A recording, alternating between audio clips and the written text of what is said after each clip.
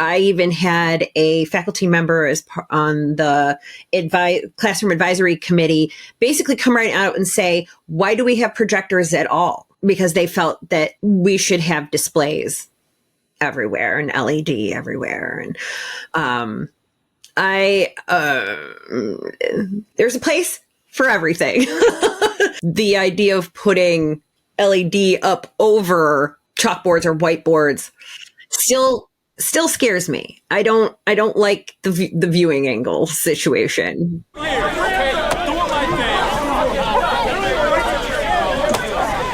are you doing? How do you make that sound?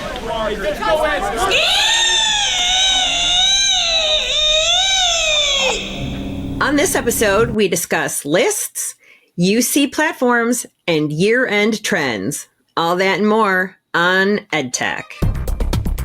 EDTech episode 137, AI Everywhere. Hello, AV friends, and welcome to another episode of EDTech. As always, we have our panel of awesome higher ed AV professionals, Ernie Bailey. Hey, Ernie. Hey, Aaron. Glad to be with you again. Yeah, and Rob Rasberry. Hey, always great to have the big three together. It's wonderful. Right? Yeah. So this episode is the last one of 2025, and it's going to be just the three of us. So I figured that since last month I kind of reintroduced Rob, I'd take this opportunity to do the same with Ernie. So it's been a while since we've learned specifically about him. So Ernie, remind the listeners where you work and what you do there. Okay. I'm with the University of Arkansas for Medical Sciences. We're based in Little Rock.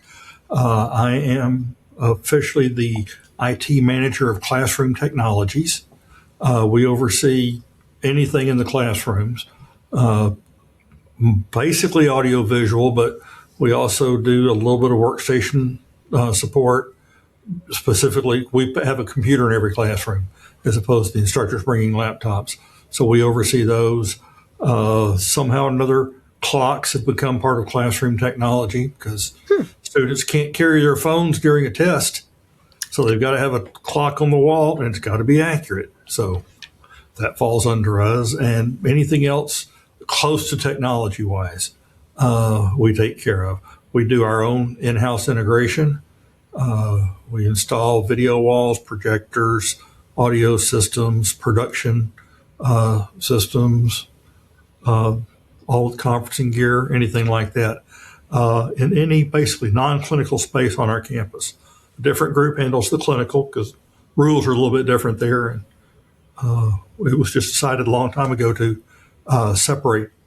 And I think both groups are glad about that. And we do overlap on things and work together. But awesome. Yeah, it is kind of funny sometimes the things that end up falling under our teams, even though we're like, that's not really AV, but since it's part of the classroom and nobody else owns it, they're like, there you go.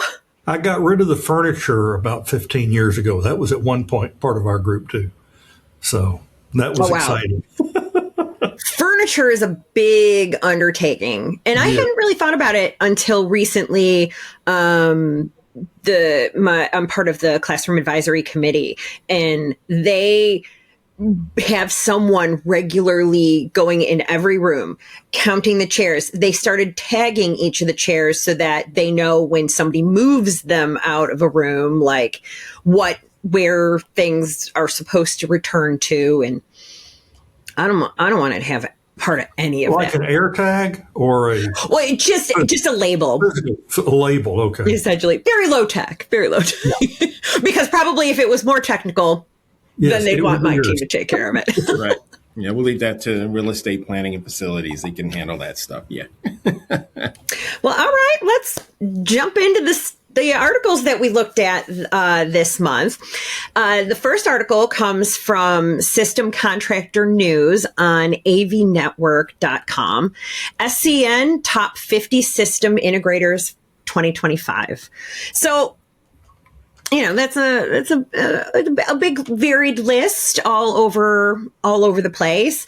And so when we think about it, let's be honest, do these lists really matter when we're considering any integration partners? Rob and I were talking before we started recording about, this. We do our own integration in-house 95% of the time. It's generally if a certain group outside of our teaching areas wants something done and they want it faster than we can do it, we'll say, okay, our labor is free. If you want it faster, you can pay and get it done. And we'll point them to 2 or 3 integrators.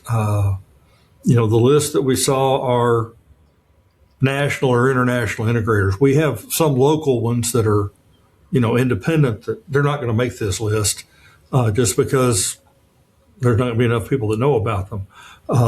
They might deserve to be on the list for our area, or they might not, But I looked at the list, and I have worked with some of those on the top 5 when we've needed it, or they provide us box sales of gear that we need to buy through an integrator because the manufacturers will only sell through an integrator. They won't go to any of the commercial sales groups like B&H or CDW. They want it to go through someone who understands it fully, which I understand. But like I said, sometimes we need to buy from one of them, and they're on our list. I was surprised a couple names that I did not see on the list that I would have expected to, just knowing the industry as long as I have. We are moving towards doing our own installations, but we're nowhere near that. And honestly, this list doesn't make has a big influence on who we decide. It's really more, I'll talk to Ernie or talk to some, peers and see who they like, who they trust, and then sort of do a little research and see what happens and sort of go from there. Sometimes it works, sometimes it doesn't. And the other thing is this, we're higher ed, and, it's like these integrators that are in the top list are probably most of it, a lot of it's corporate, I would imagine, and other stuff. So it's sort of hard to gauge, what their, aptitude in our areas is. But really, to be honest, really more word of mouth, more taking a look to see, who can best fit our needs. We'll run into, a diversified or something like that here and there. And in fact, diversified, we're sort of looking at asking them some support questions rather than installation questions. But like a top 10, top 20 list, I don't think I've rarely even looked at anything like that. Yeah, I feel like you hit it, right on with peer recommendations. Mm-hmm. I think that goes a lot farther for me than a list like this. But are there certain qualities of integrators that you look for when you're trying to vet like a new integrator? Because we always have kind of our like top few that we go to, but sometimes somebody falls out of favor, so you got to find a replacement. So what is it that we're looking for? I would say that I want someone who communicates well. They understand, like I said, we do our own design work and usually do our own install, but if I do have to hire someone, can I send them my drawings?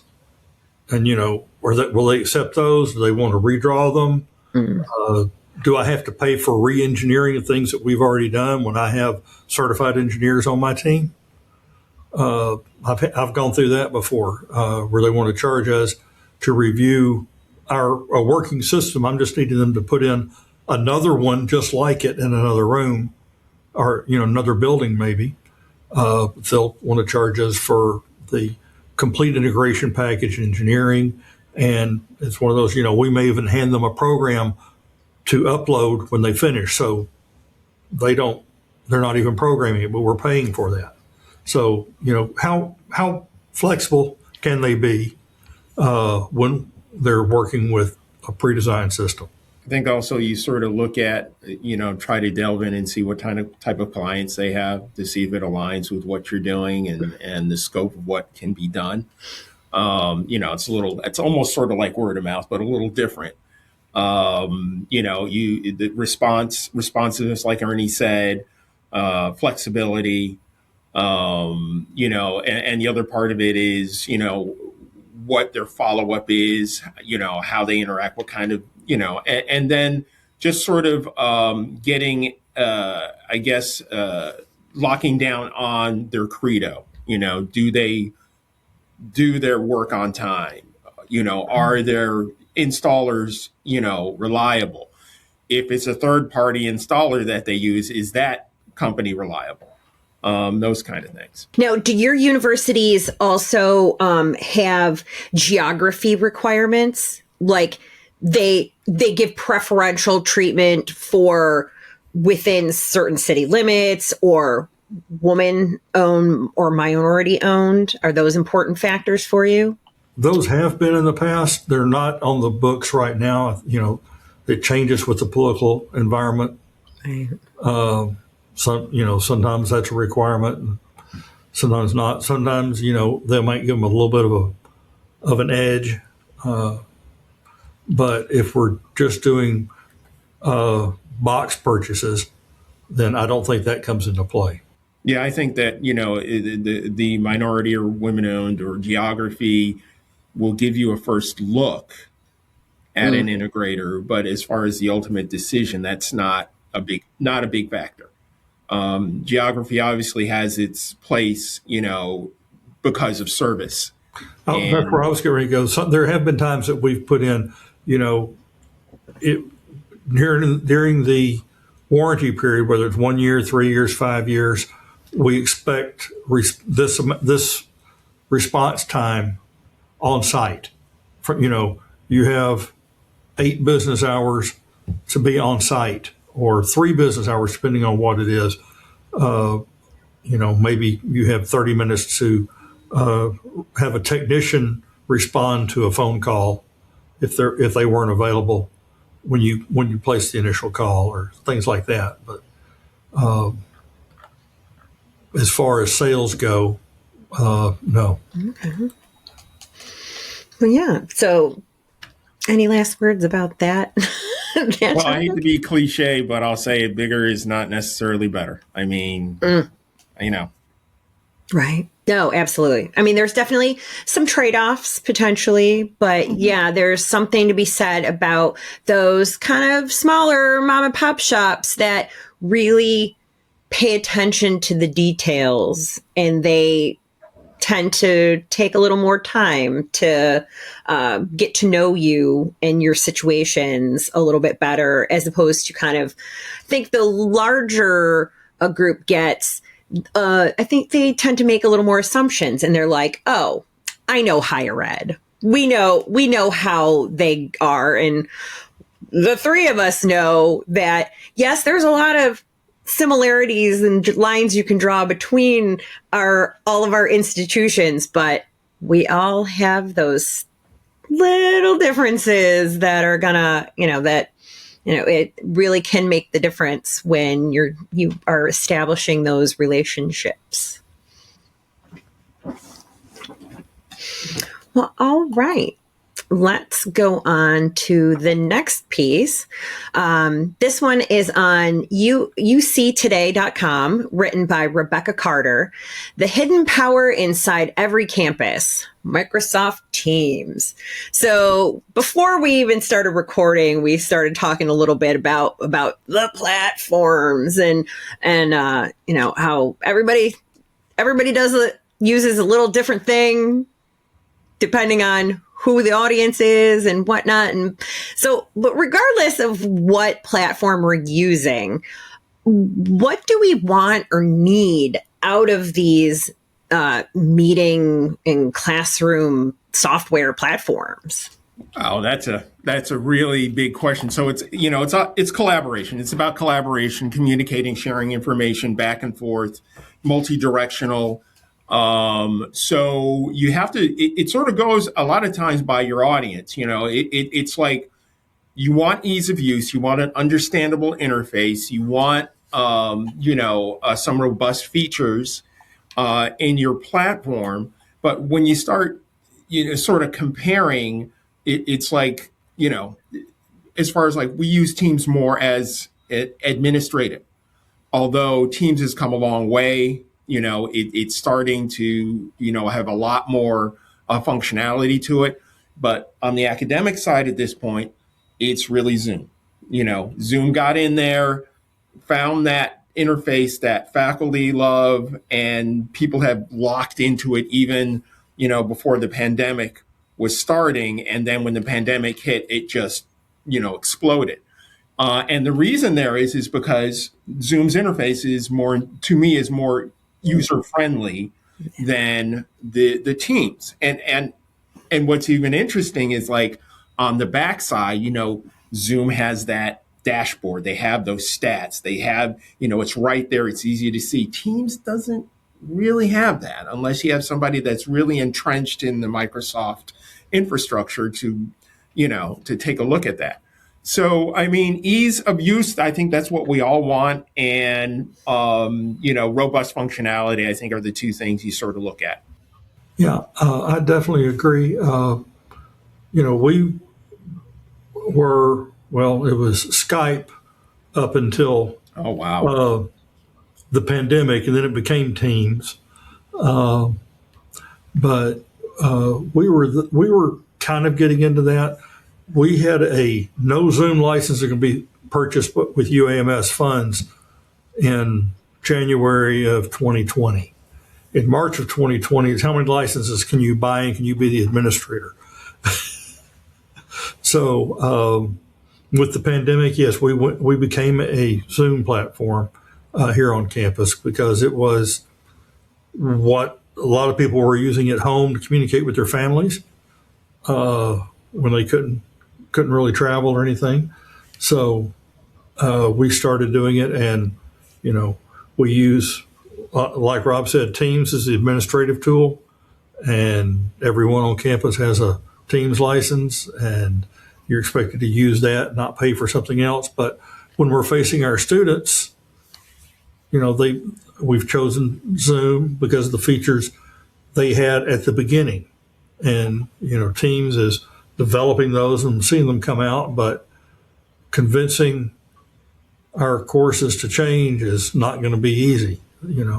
They will gripe and complain about what they've got, but they won't change from it to something else because they know it, even if it's not perfect. But like I said, they've liked it. Some of the tools were very easy to use. We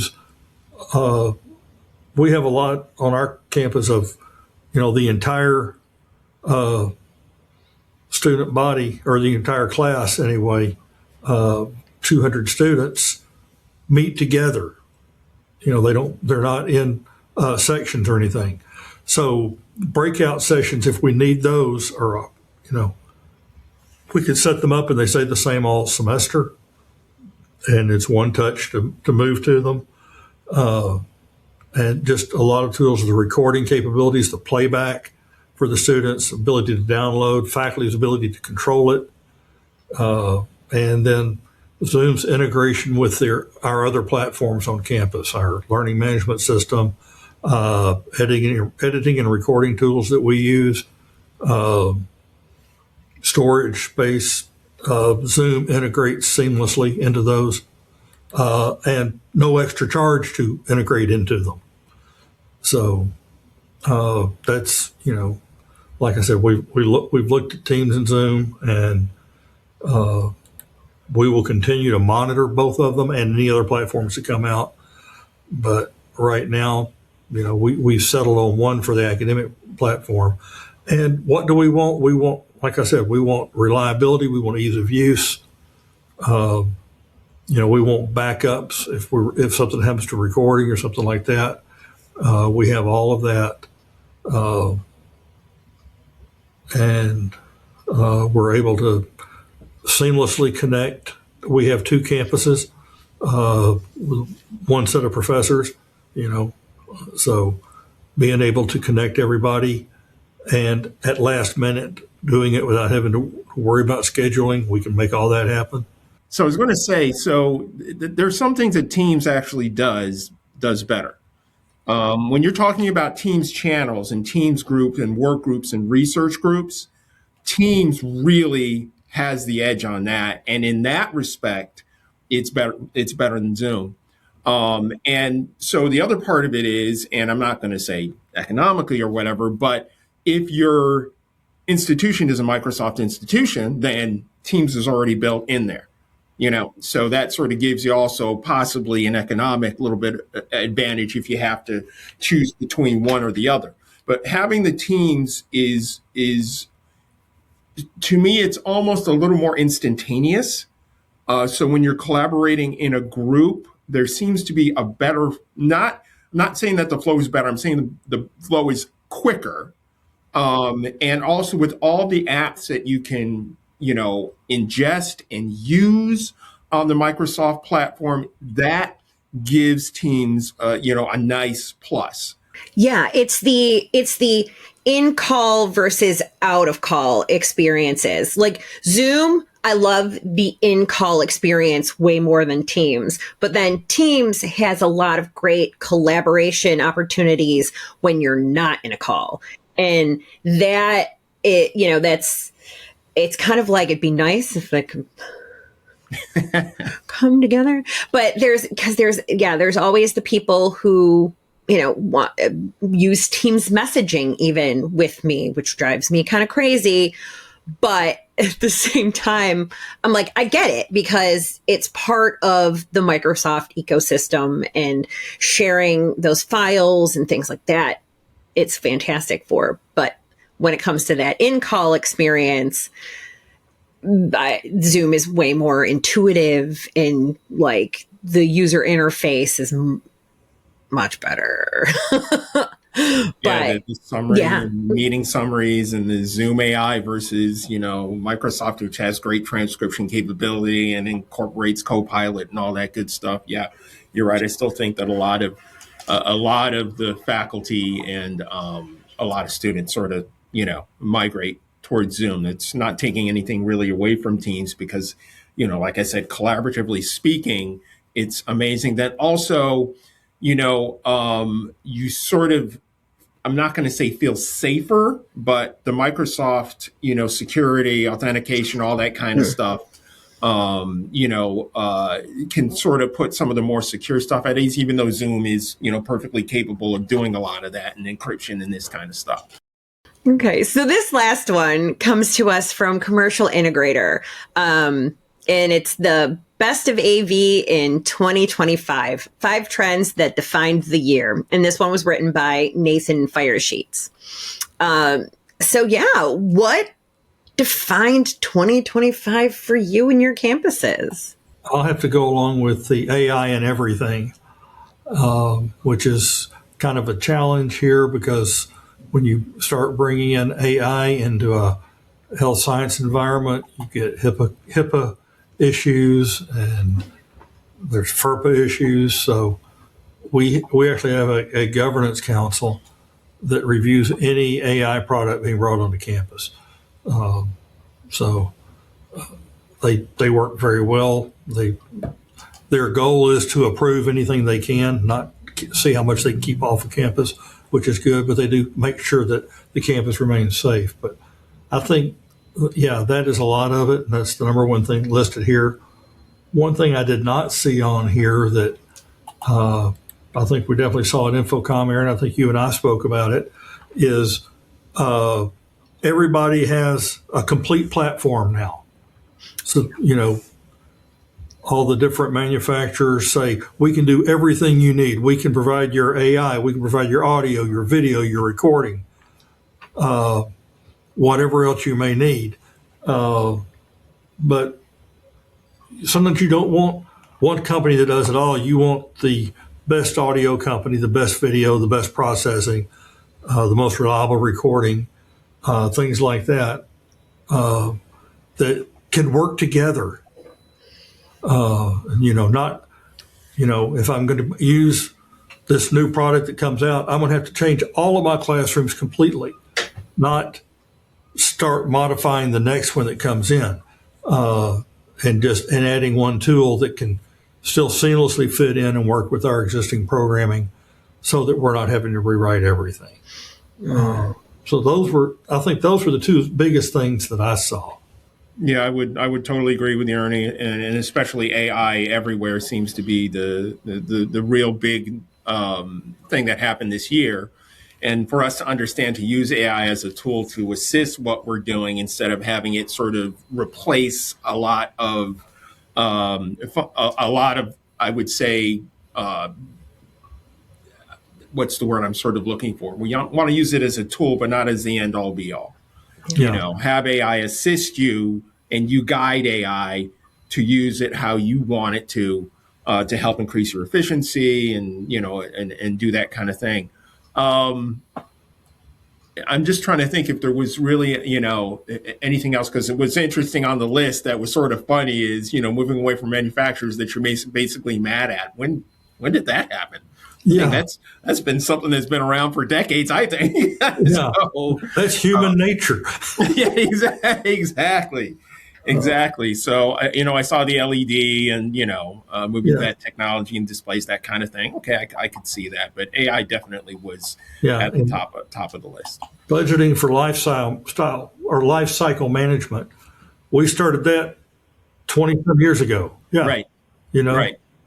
Yeah, it was like, what industry were people working in that they didn't have to budget for life cycle? I think we know. So I think that this should have said maybe top 5 trends in higher ed, you know, AV. That would have been interesting to compare the two to see how they matched up. Oh, absolutely. But AI would have probably been at the top of both. So, you know. Oh, yeah. Yeah.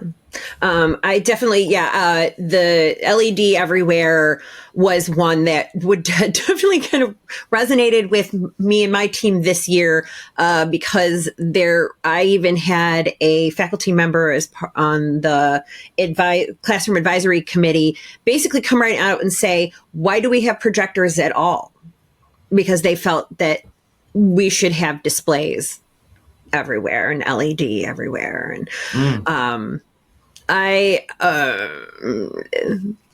there's a place for everything, but especially in the world where chalkboards are still very popular. And yes, the idea of putting like LED up over chalkboards or whiteboards still scares me. I don't like the viewing angle situation. Exactly. But we're looking at, you know, moving furniture off of walls and having basically 3 walls of presentation space, have the main display on the front wall and whiteboards and chalkboards to the side, and giving the instructor room to move around. Yeah. Well, and that leads to my other thing that wasn't on the list, flexibility. I feel like, you know, even though hybrid learning and active learning have been a thing for a while, I feel like finally, maybe it's just on my campus, that the flexibility in the classrooms has become more and more of a need, as opposed to that'd be nice. And so they want everything to be flexible, from moving the furniture everywhere. They want to be able to write anywhere. They want to be able to display everywhere.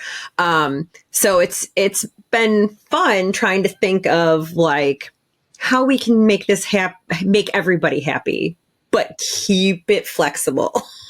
We even have what we call flexible learning centers that are like that. Movable furniture, wireless response mics on the tables for the students as they move around, displays on every wall. And about half the displays are interactive, so they can go up and write, and then it shows up on the other displays in the room.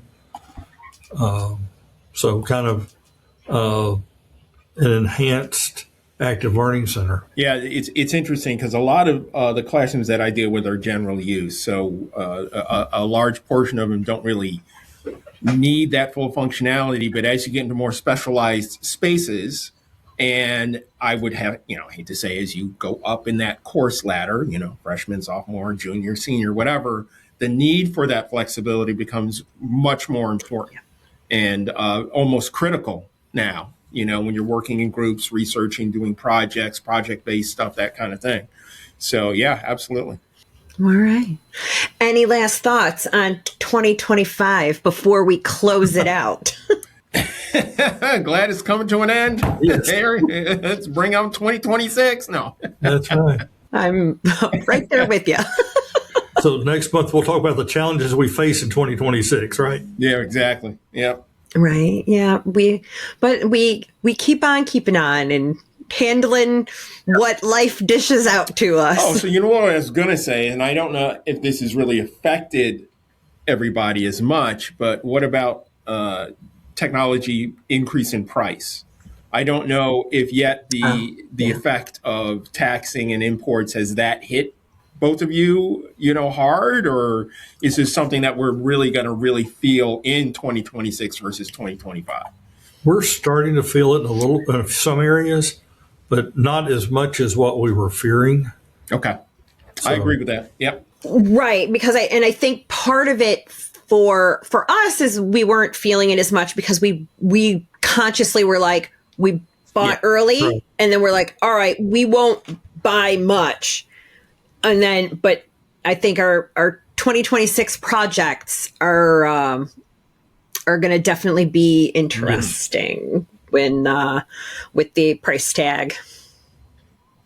So yeah, even though we budgeted for the life cycle, probably didn't budget nearly as much as we will need to have. Well, all right, gents, I appreciate you both, and this was a great way to wrap up our year here. Yes. Agreed. So if anybody wants to get in touch with you after this episode, how might they, Ernie? LinkedIn. And how about you, Rob? What Ernie said, I'm on LinkedIn. Fantastic. And as for me, you can find me on LinkedIn, on the HETMA community, and each month here on AVNation's EdTech podcast that can be found on YouTube or wherever you listen to your favorite podcasts. You can also find other AVNation podcasts like AV Career Mastermind, State of Control, Women in AV, and more. So have a happy holiday season and a happy new year. See you next time. The network for the AV industry. What are you listening to? This is AV. This is AVNation. This is AVNation. Hello, this is Steve Greenblatt, host of AVNation's A State of Control podcast. Each month, Rich Fregosa and I explore trending topics related to control programming and automation in the audiovisual industry. We speak with a variety of AV professionals who share their perspectives, knowledge, and experiences. Please join us for this monthly conversation. Check out A State of Control on avnation.tv or wherever you get your podcasts.